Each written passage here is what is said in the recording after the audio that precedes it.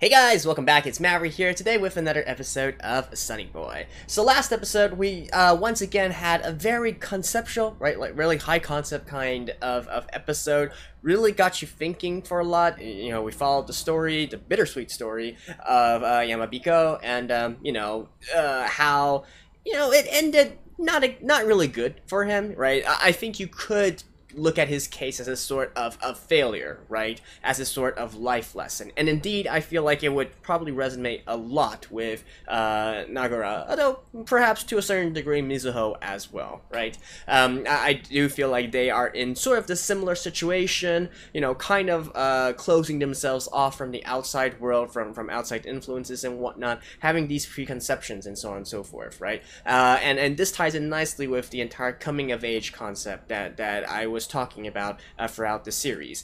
I do feel like, you know, it is because, and I think this is a good analogy to real life as well, it is because we can draw on the experience of those before us, the failures of our predecessors and whatnot, that we are able to go forward, right? And so, at least in Nagara's case, I definitely feel that he will be willing to be more proactive in terms of what he chooses and what he wants to do, or at the very least, break out of the barrier that he has put around himself mentally, right? But, you know, this is all just talk for now. We'll just have to see. Let's get into the episode. Alright, let's begin in 3, 2, 1, play.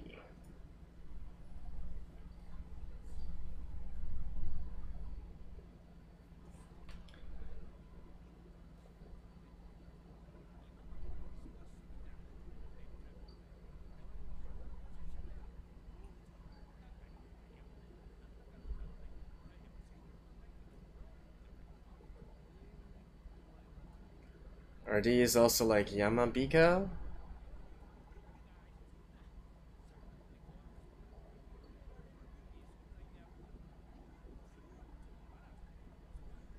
True.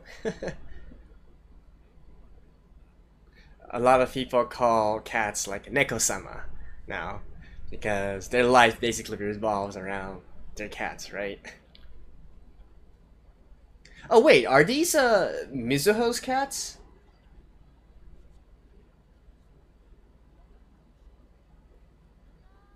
Yup.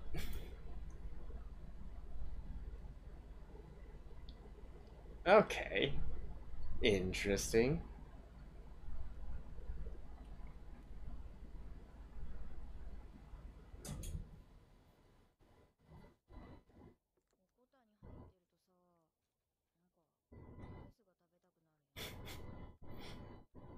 Oh.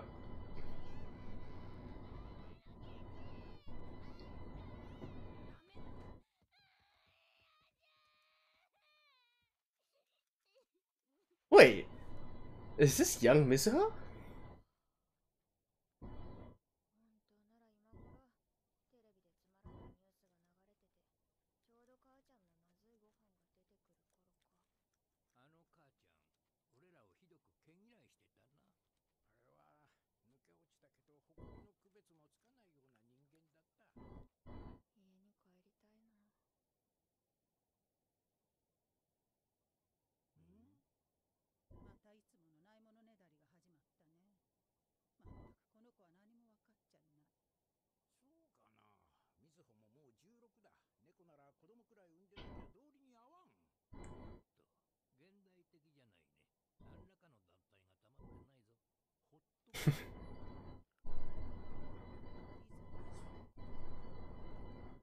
What are you, her grandma?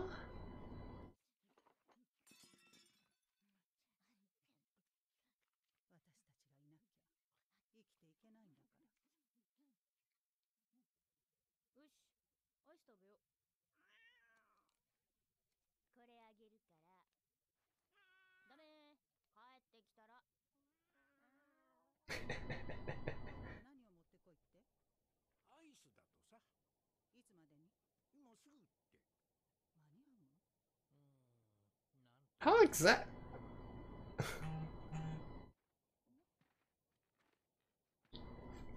Uh-huh. Okay, new character.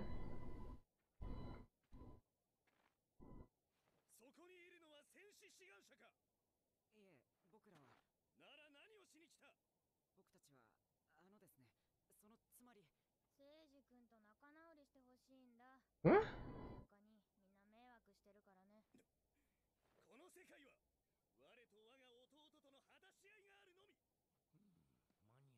I feel like I've heard his voice before.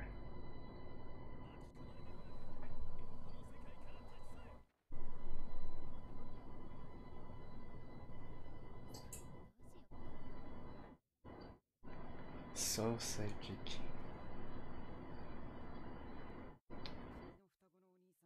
Why don't they really just like to drop us in the middle of anything, right? Someone said you have been fighting for thousands of years.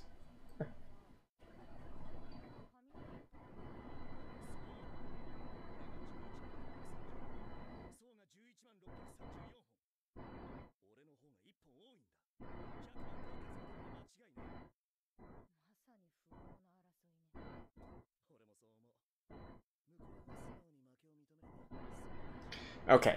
Okay. I got it. Just pluck one of his hairs off. Burn it, destroy it, I don't care. Everything resolved.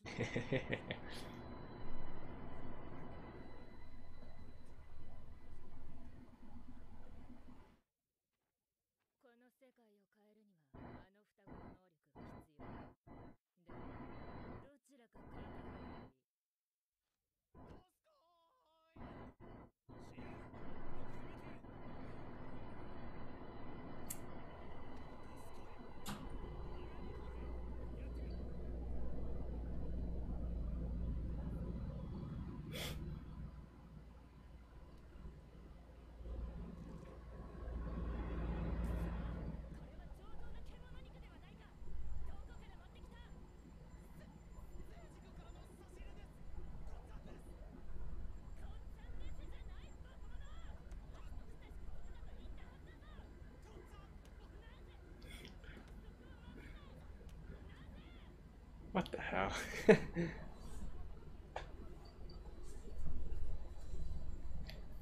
Just pluck it. Yay! Hey!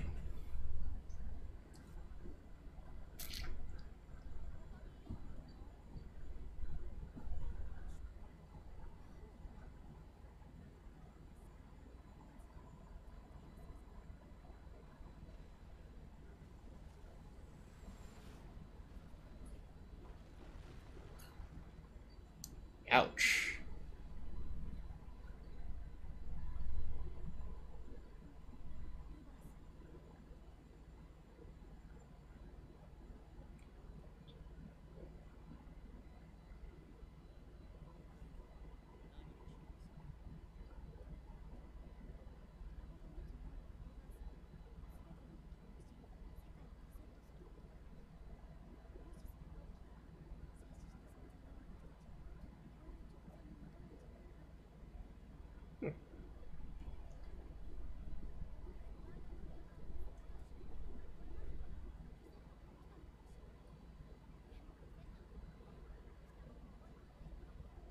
Oh, they reset themselves as well?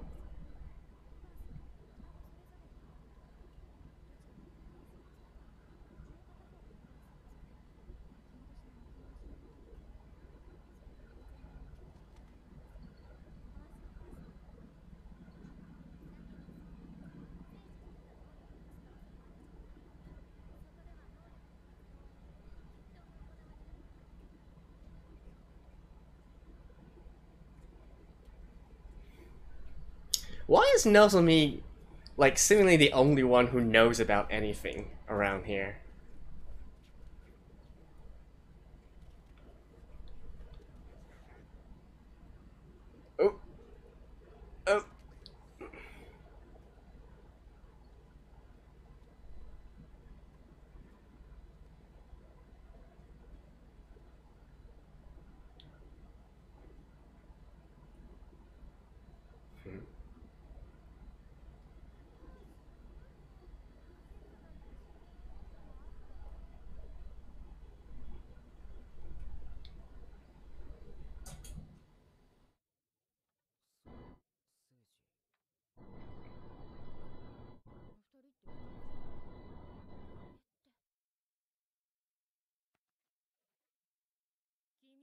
けなくないのか？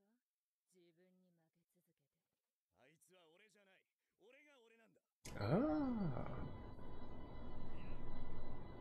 とは同じだったかもしれないが、今はもう違う。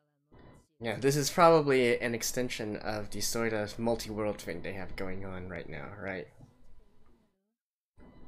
So these are two variations, iterations of the same guy who somehow managed to meet here. コピーにも揺らぎがあるのか。うるさい犬だ。聞こえているぞ。ずっと聞いていたのか。ああ、いつからかな。黙っているなんて随分と性格が悪いんだね。声をかけるタイミングがなくてな。ニャマゾンの本質はコピーなんだろ。なぜ私に聞く？なぜって。お前だろ、コピーをしているのは。私はね、お前を飼っているんだよ。犬にしては珍しく後ろ向きだし。私たちが黙っていたのはみずほのためなんだ。これが知れて責められるのはあの子だからね。このことが俺らはあの時確実に They are essentially all copies of the actual people. 彼女のためなのか。何が言いたい？本当は自分たちのためなんじゃないか。みずほと離れてしまうの。違う。あの子は私なしでは生きていけないから。私はそうは思わないがな。最初に気づいたのは子供にしては割と賢いあの少年だった。ケーブル50本と須田 Oh. Okay, so is this the twist in the situation?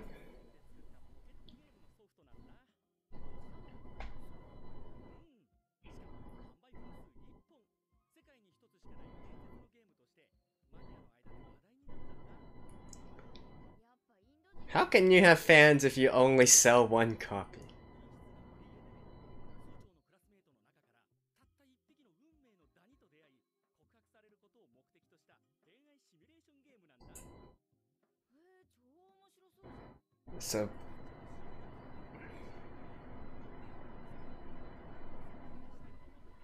頼めるかい？いいよ。あ、でもこれはダメ。私も何度か頼んだけど、あの子ら生き物は持ってこれないんだ。やっぱりそうだよね。My daddy。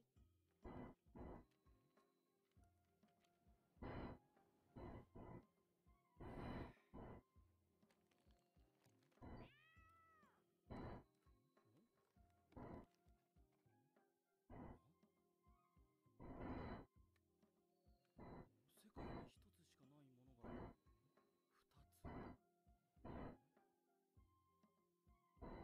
僕たちはコピーされた存在なんだ。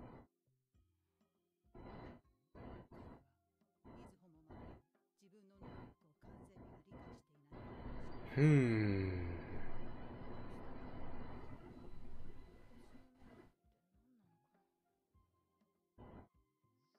こで彼は調査の対象を別の方へと変えた。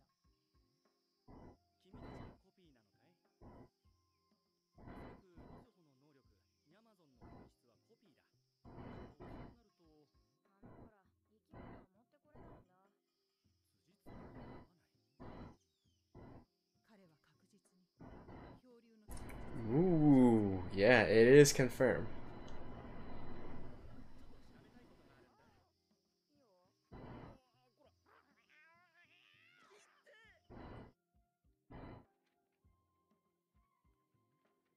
いいよ。こら。君は猫、名前はトラ。おととい、僕のキーボードの上に毛玉を吐いたのは君？よし、じゃあ次の質問。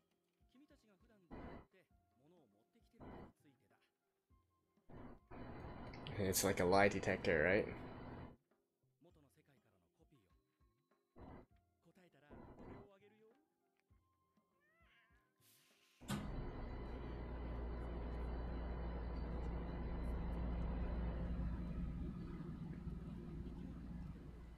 Oh.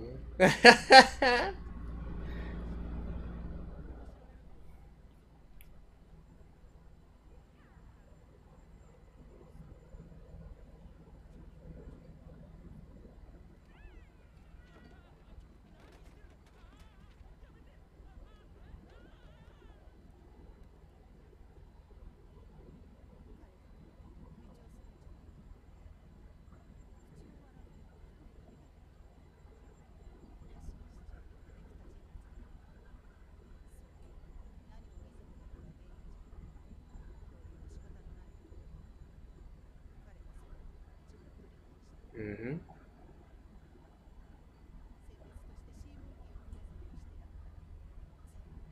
Oh. Eh? Sally.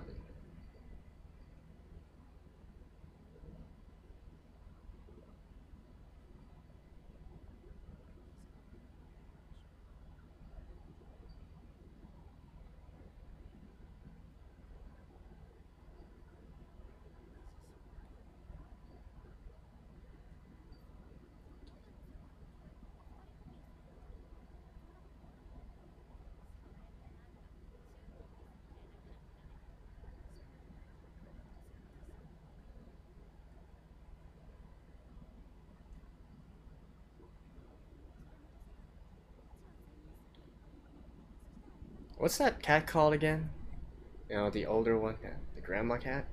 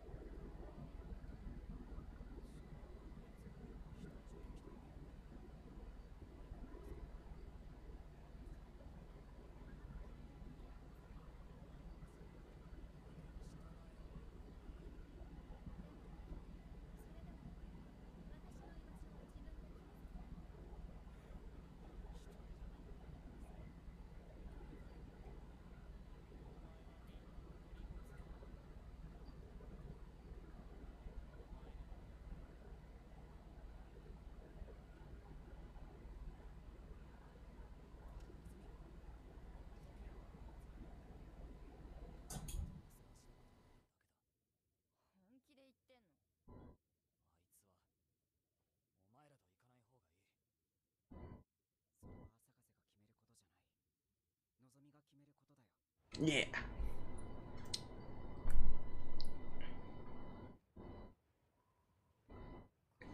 I mean, Asakaza definitely is being a douchebag, right? But, you know, it's all stemming from his own insecurities and whatnot.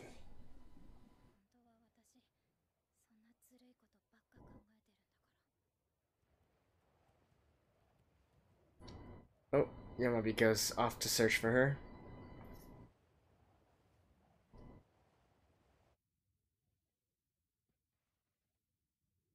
このクマ知ってる。生まれた時のお祝いにもらうやつでしょ。うちにもあったよ。捨てたけど。なんでだと思う？うちに猫が来たからだよ。猫はあったかいけど、クマは冷たいから。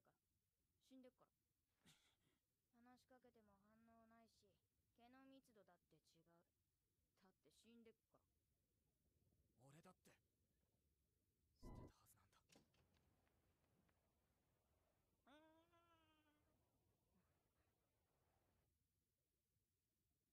あの子は夜になると一人で2階に登ることもできないんだ。今頃嵐が怖くて震えていないだろうか。 And this is definitely a lesson in that this cat needs to 一緒には暮らせない。 admit that Mizuho 分かっている。 is growing up. あの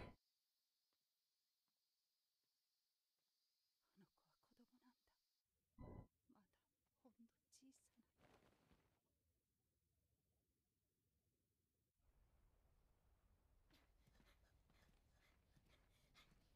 の小さな。いつも疑問だった。これに何の意味があるんだ。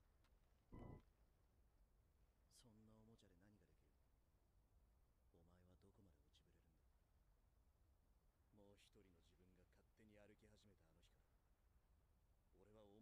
ことだけを願い続けてきた。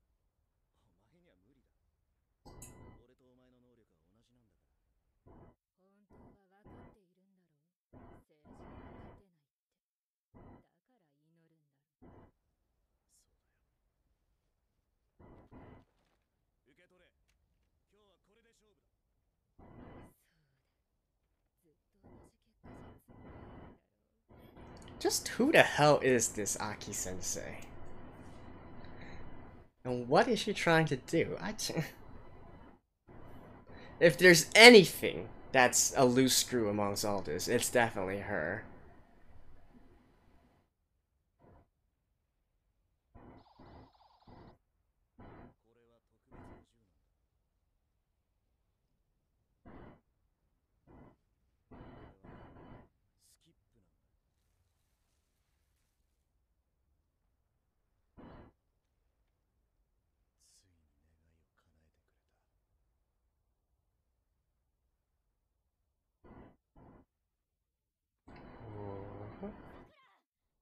Oh, she's called Sakura.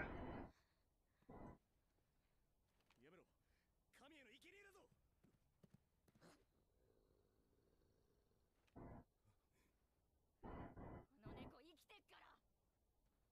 誰かにすがっても何も変わらないんだ。自分でどうにかするしかないんだよ。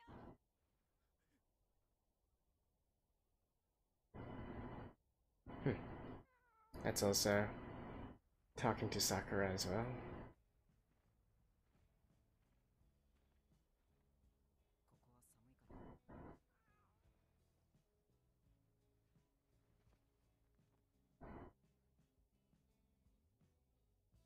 僕は君のおかげで変われたから。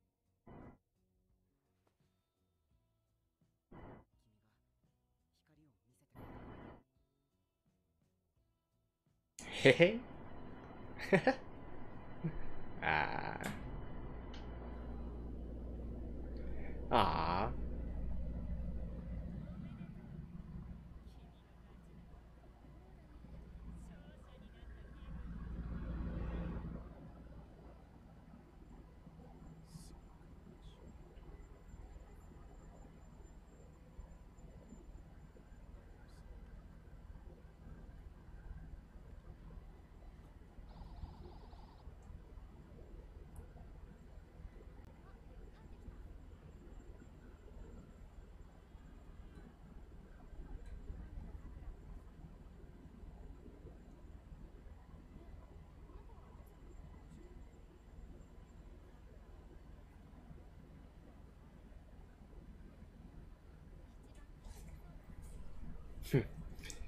Man.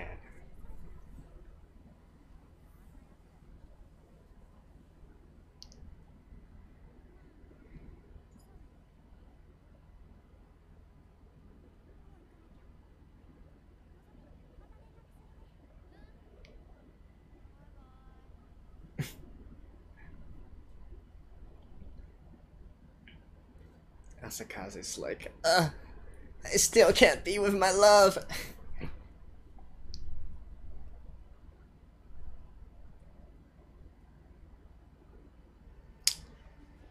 This one is interesting. Alright, I'll see you guys after this. Well, okay.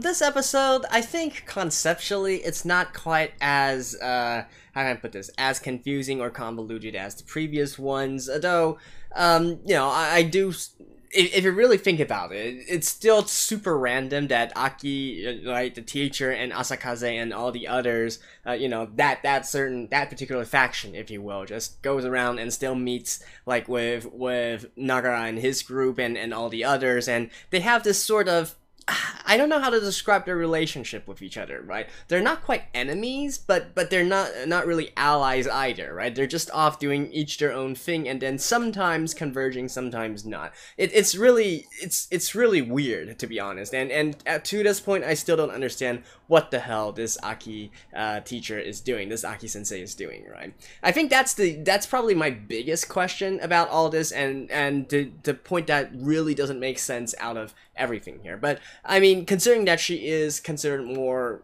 at least conceptually, more like an antagonist character. Maybe we'll learn more about her once we get into the closing moments of this anime, right? But for the time being, right, this particular episode, I think once again it's just trying to put together different analogies, or various life lessons, if you will, and try to package them, wrap them in some sort of a storyline here, right?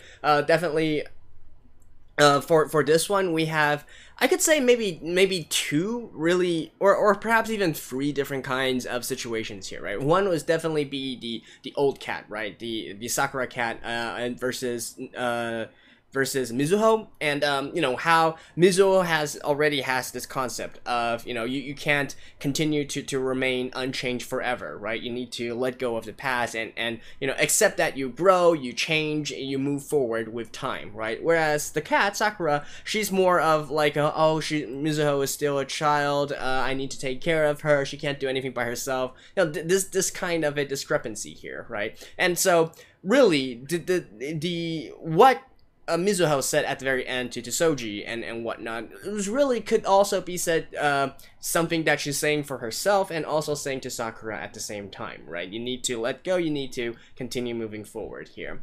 And then on Soji's part, you know, having this, I do feel like this one was a little bit more on the nose, right?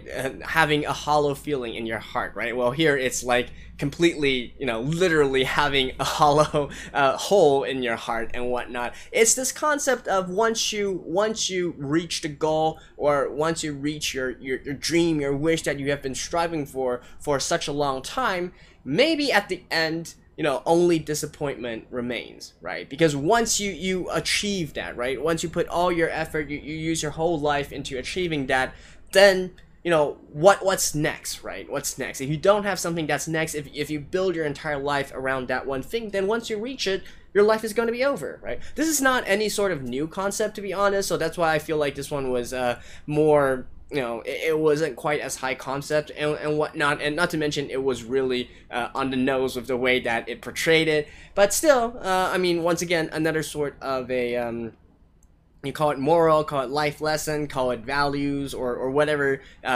description you want to give it, right? Wrapping it up into this kind of story here. And then I guess we also have the situation with Asakaze, right? And well, I guess there's not exactly a life lesson here or anything, but more so, you know, just allowing us to look at Asakaze's situation as time goes on, right? At this point, we already know what exactly his problem is, and indeed, I think, you know, through the words of the other cats and whatnot, we can confirm this, right? Asakaze is basically, you know, he just wants to be recognized by people, right? He doesn't want, like, even though he's giving off this sort of loner, oh, you guys are all shit, I want nothing to do with you, you know, that kind of feel. But deep down, you know, all of this is stemming from his own insecurity, and that he wants to be accepted by others. He wants to, you know, be friends with others and get along with others and all that, right? But you know, due to his own shyness, due to his own fear of being rejected, due to his own insecurity, he's lashing out at everybody, right? And indeed, even in this episode, lashing out against Nozomi as well, who, you know, poor girl here. But hey, Nagara cheered her up, and indeed, right? And once again, like, so, I just feel like it's funny because even though it's very, the entire series is very metaphoric and using a lot of analogies and whatnot, and you know, having all these crazy powers and crazy concepts, at the end of the day, they do really have a very straightforward way of describing it, right? Like, again, like the end of this episode, the hollow feeling in your heart, well, literally having a hole in your heart, right? Hollow hole, you know, something like that. And then Nozomi's power being, you know, seeing a light and then being able to go towards the light. And then Nagara saying to her, you showed me the light, you showed me the way, right? You know, this works both on the literal and metaphorical sense. Her power is being able to see a light and then go towards the light, which is supposedly the you know, the way back home, you know, the way out, if you will, the correct way. And then versus showing Nagara, okay, I really should come out of my own shell. I should, you know, make contact with this world a lot more, right? I should be able to move by myself towards the goals or the dreams or whatever end goal that I have in mind. I need to move forward by myself instead of sulking here all the time, right? Having Nozomi around gave him this push that he needed, or the pull, depending on what perspective you want to say, to allow him to go forward with that kind of mindset, with a more positive attitude, and indeed move forward in life, right? So that's all great and all, and yeah, I think it's again, it's really quite ironic and hilarious to me how, even though there's all these very strange, very weird, very conceptual stuff going on, but at the end of the day, it is quite on the nose with the things that it's trying to portray here. I like it. But then again, I've said numerous times before, Sonny Boy to me is the hidden gem of the season. In fact, I might even call it my anime of the season, just because I love it, right? Even though some of it still doesn't really make sense, and I'm still curious. I can't really say it's anime of the season for now, because I can only judge it once it completely ends, right? There's still the possibility that it will end on a very weird or unfinished or rushed sort of ending, in which case I would definitely drop my respect for the series, if you will. But that's for another time. For we'll know in a few weeks, by the end of this month, right? And then I guess finally we do have some progression in the main storyline, as well as in getting back to or how they got here in the first place, and more importantly how they can get back, right? So the concept of Mizuho's powers really being more of being able to copy stuff and so on and so forth, and for them to all be copies of the real world, and to be put here, well, I mean, okay, fine, we know that at this point, but then what, right? What can we say, what can we infer continued from this point on? Hard to say. I think what the cats are implying actually is that, saying that Mizuho's ability is to copy might be still putting it too simply, right? And then also what exactly is this sort of relationship, and what is the details of, for instance, the powers of Nagara, or heck, even the powers of Nozomi as well. How do they all relate together? I definitely think that this is turning into a situation where they're all going to have to use their powers together, unravel everything, figure out, the truth about everyone's powers, and then combine them once again in order to reach an end goal, right? And at this point, I'm still thinking, I still definitely feel that the end of this should be that all the copies are merged with the original, if you will, and we all go back to the normal world, and life progresses as usual, except that maybe all the students that underwent this sort of journey, this sort of drifting, if you will, definitely matured a lot in their thinking, and matured in their wisdom, and also in their little age, coming of age, right? So yeah, anyways, that's it for this episode, and I guess I spent so much time I didn't even talk about anything in regards to like the art style or the or the rest of the stuff and whatnot, but I think at this point we all know, like, it looks great, and the music's great and whatnot. The voice acting, I do find it quite interesting that they chose those voices for the cats and whatnot, but hey, whatever.